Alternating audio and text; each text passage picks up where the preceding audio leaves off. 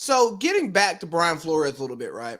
Um, the situation is it's so I mean it's so layered, right? Because the piece of the story that's really taking the headlines, which doesn't shock me, knew it was gonna happen. Some type of way your mainstream white media was gonna find a way to wiggle out of the uncomfortable race conversation and go into the tanking or buying L's conversation, right? Because And now you got a second black coach who's validating it. Yeah, he's saying I have receipts too. Like and apparently somebody an anonymous witness came forward and said they can corroborate Brian Flores' story. I'm sure that person is still in the league and still wants to maintain employment. So we'll see where that goes. But again, this has kind of hijacked the entire Brian Flores story. You're doing it before the Super Bowl too. In the short term, which I think Brian Flores did that on purpose. And I'll talk about somebody else who tried to hijack headlines on purpose later in the show. And I get it. You look at what Stephen Ross did. He really wanted Tua, so he wanted them to lose games to get Tua. And he said he would offer 1,000, 100,000. Yeah, tank for Tua. He would offer. In the process, even too, like I know we talked about that. The process with Philly with Embiid and them, it was received for Embiid. That's what they call it. Right. And look at this though. So he's going to offer him $100,000 for every loss. And he allegedly didn't accept it. Don't have receipts for that. Got it. Cool. And for one, you end up getting to him.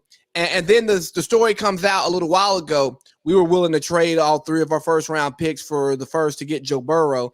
Okay, yeah, I bet. Because again, I'm pretty sure he wanted a quarterback, though. Right. I mean, we know this just because even with the Watsons, like the Dolphins were like the team that they're like, oh yeah, he's going there. Like, and think about this though. The quarterback, Justin Herbert, who y'all crowned as the best quarterback of that draft class, conversation for maybe later today or another day. He was still there when you took Tua, but if the owner was willing to do all of this in order to get Tua, it seems like it kind of validates those rumors that Brian Flores wanted Herbert and he was forced to get Tua. But then you juxtapose that to Hugh Jackson, who got hired, and apparently they changed the 4-year plan on him once he got the job. Now, it's harder to accept Hugh's story for a lot of people because Hugh won one fucking game in 2 years as the head coach of the Cleveland Browns. They didn't win one game one of those seasons. Right. He went 1-15 and 0-16. And when he got fired, they were doing okay, but the team got better once he left. Now, mind you, a lot of that was outside of Hugh's control because I don't think Hugh wanted. From what I heard, Hugh wanted Deshaun Watson, and he got told no. Take the job.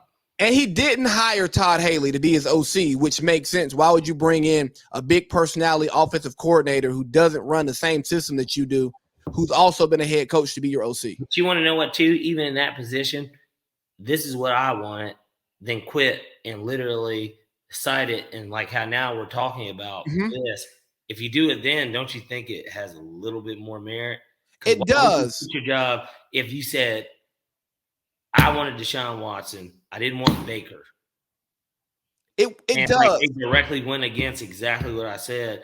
I'm going to get fired anyways because if I don't think that he's as good as he is and it proves to be that way to begin with, if you do it then, I think that not only do you have a better case, but everybody can look at it and be like, this is talking. Like he's spitting. Like he is, but if you look at Hugh's tweets, it leads you to believe that he accepted his checks for losing.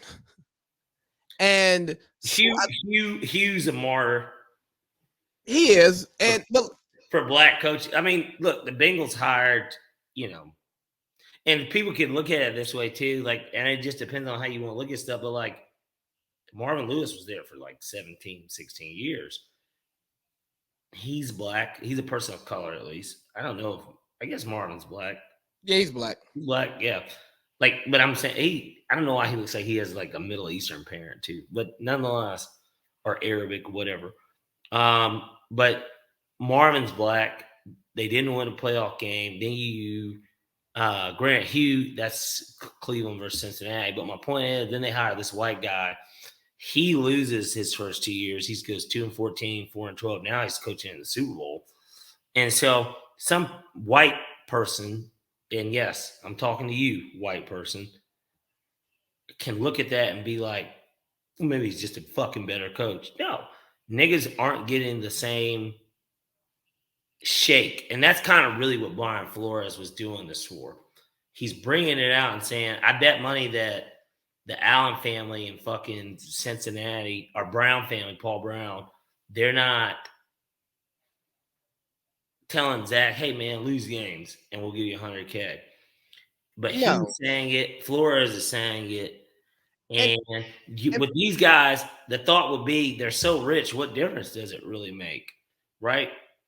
And you would think that. And I'm of belief that I don't know if what they're saying is true at all. But at the same time, they're so rich and they're so powerful to the point where nobody can put this past these people. Hey, man, it's just like buying ass. When you broke, buying ass is like a foreign concept. You're like, oh my God, I would never pay for some sex. If you are a billionaire and you want something, and you know that this is what typically gets it done, why would I talk to you for all this time when I can just spend money on this? Right. Hey, bitch, excuse me to the lady listeners, but hey, bitch, like, I got this cash. We're going to go to Hawaii. We're going to go to wherever. I'm going to pay you. We're going to have a great time. Like, I promise you'll have fun. You're going to make money. But you got to bounce on the stick. That's essentially kind of how that works in a weird way. Some of them, some people do it for free. Or if they're gay, let's just say they want a guy. That way we're inclusive here. I'll be inclusive. Absolutely. We're an inclusive podcast. Program. Let's say a woman's asking a man. I mean, it doesn't matter what angle you come at. No. I just don't want to put a he or she title on this. But I know pronouns are very important. I used to think that verb was the most important thing because it's what you do. No, that's what you are. Well, and then Nickelodeon used to have the verb campaign, and they literally said, it's what you do. Verb is what you do. It's a very easy way to know what a verb is if you didn't pay attention in English class. I did. Well, the people at Nickelodeon are much smarter than most of our teachers. They got some pedophiles there, too. They got a lot of shit going wrong there. But point being... funny, by the way. You said, what? I started laughing when you said that they got pedophiles over there, and I just wanted to let the world know pedophiles. That guy, and we'll get into this on our other shows. Yeah. Let's get back to where we're supposed to be talking about these fucking rich owners.